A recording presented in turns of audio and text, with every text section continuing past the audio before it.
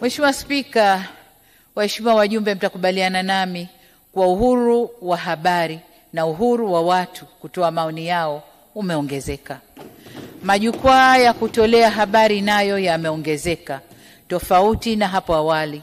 Sasa hivi kutokana na kukua kwa matumizi ya mtandao na kuongezeka kwa majukwaa ya kidigitali, habari nyingi zinapatikana kiganjani.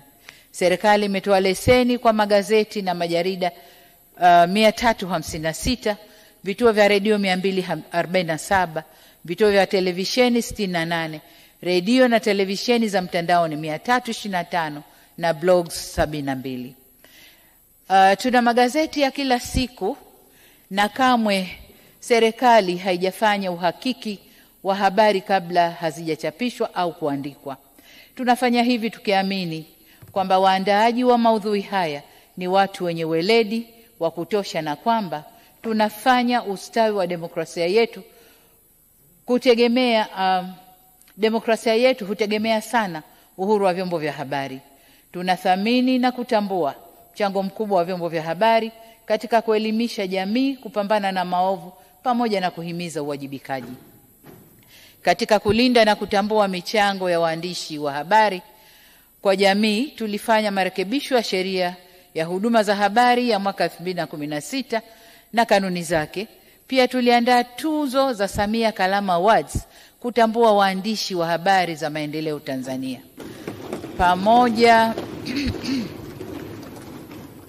Pamoja na hatua hizi zote, hatukusita wala kuchelea kuchukua hatua pale uhuru huu ulipotumiwa vibaya na kusitisha au kutishia kuleta vurugu nchini pamoja na kuvuruga usalama wa jamii, au pale uhuru huu ulikiuka sheria za nchi au maadili, mila na desturi za Kitanzania.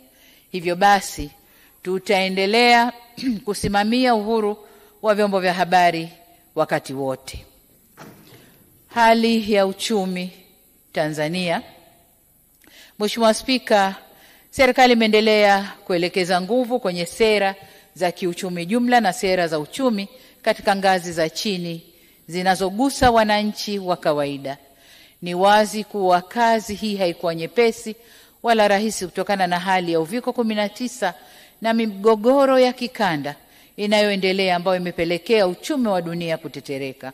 Ili kukabiliana na hali hii, serikali ilichukua hatua mbalimbali za kisera, kiutawala na uwekezaji ili kukuza uchumi wa nchi yetu. Ni wazi kuwa jitihada zetu zilizaa matunda. Ukuaji wa uchumi wa nchi yetu ulipanda kutoka wastani wa 3.9 mwaka 2021 hadi 5.5 mwaka 2024.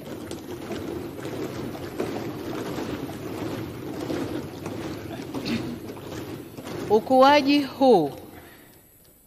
huu uko juu ya wastani wa ukuaji wa bara la Afrika ambao ni 4% kwa mwaka 2024.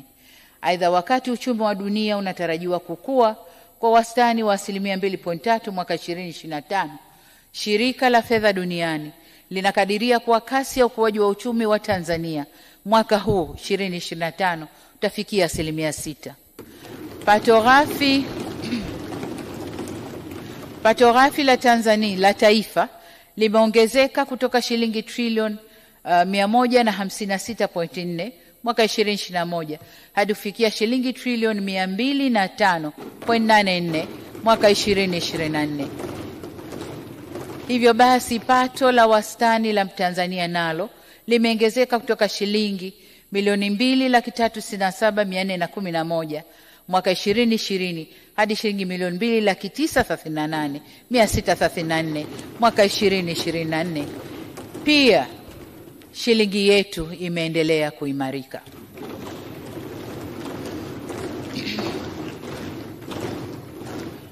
Mheshimiwa Spika, kiashiria kingine muhimu cha utulivu wa uchumi ni mfumuko wa bei ambao uliendelea kuwa chini ya 5% kwa miaka yote minne. Kiwango hiki sio tu kipo ndani ya lengo letu kama nchi la kuhakikisha hakizidi 5%, bali pia ni miongoni mwa viwango bora Afrika Mashariki, na kiko chini ya wastani wa mfumuko wa bei ulioshuhudiwa barani Afrika, hali inayotokana na utekelezaji madhubuti wa sera za fedha na bajeti na uhakika wa upatikanaji wa chakula katika masoko ya ndani kutokana na kukuza tija katika kuzalisha au uzalishaji wa chakula.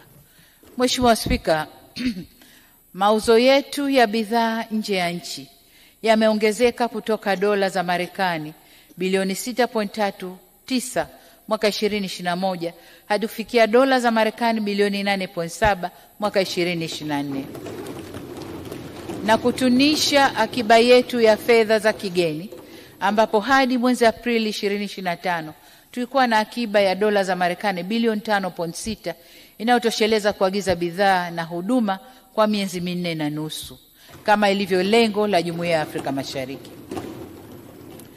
Aidha, kufuatia marekebisho ya sheria ya madini sura ya 123, Benki Kuu ya Tanzania iliweza kununua na kuweka na kuwa na akiba ya kilo za dhahabu 3424 zilizonunuliwa kwa gharama ya shilingi bilioni 702.3, na ununuzi unaendelea ili kuimarisha zaidi kiwango cha akiba tulichonacho. Mheshimiwa Spika, kuhusu suala la makusanyo ya kodi, nilielezea Bunge kwamba ningependa kuona wafanyabiashara, wawekezaji na wananchi wanaelimishwa na kutambua kwamba kodi ndio msingi wa maendeleo ya nchi, na hivyo wawezeshwe kulipa kodi bila kutumia mabavu. Katika kufikia azma hii, serikali imeimarisha mifumo ya kielektroniki ya ukusanyaji mapato, udhibiti wa mianya ya kupoteza mapato, kuanzisha jukwaa la kodi na uwekezaji na kuijengea uwezo mamlaka ya mapato Tanzania na mamlaka nyingine za ukusanyaji mapato ya serikali.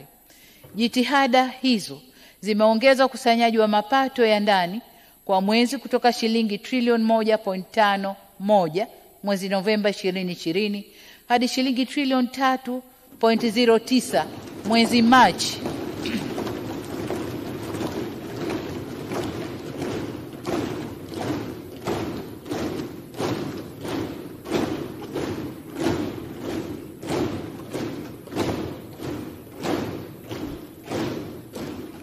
Nashukuru waheshimiwa wabunge. Kwa hiyo tumefikia shilingi trilioni 3.09 mwezi Machi mwaka huu 2025, ikiwa ni ongezeko la 104%. Ili kuimarisha zaidi usimamizi wa kodi nchini, niliunda tume ya Rais ya marekebisho ya kodi ambayo tunatarajia itakuja na mapendekezo yatakayoleta mageuzi ya kiutendaji kwenye mifumo wa utozaji na ukusanyaji wa kodi nchini. Mheshimiwa Spika, ili kutoa huduma bora kwa wananchi, bajeti ya serikali imeongezwa kutoka shilingi trilioni 34.88 mwaka 2021 hadi shilingi trilioni 50.29 mwaka 2024/25, ikiwa ni ongezeko la wastani wa 8.84% kwa mwaka.